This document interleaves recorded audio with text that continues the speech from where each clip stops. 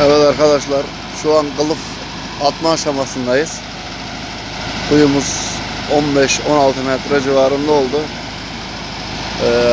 Burada dolgu olduğundan dolayı kılıflı çalışıyoruz. İlk başladığımızda da bunu belirtmiştik sizlere. Kılıflarımız 8 milim 1 metre çapında, filtreli, filtresiz olarak iki çeşittir.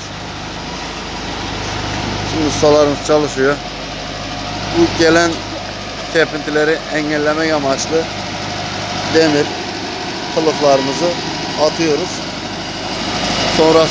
Sonraki aşamada bu kuyularımıza plastik filtreli kılıflarımızı atıyoruz. Evet, 1 metre çapında drenaj kuyularımız. Türkmen sondacılık farkıyla buradayız.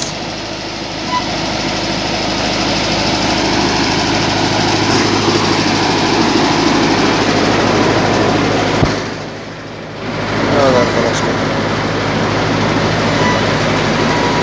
Kuyumuzu 15 metre yaptık. Görüyorsunuz zaten. Kenarda dolgularımız oldu.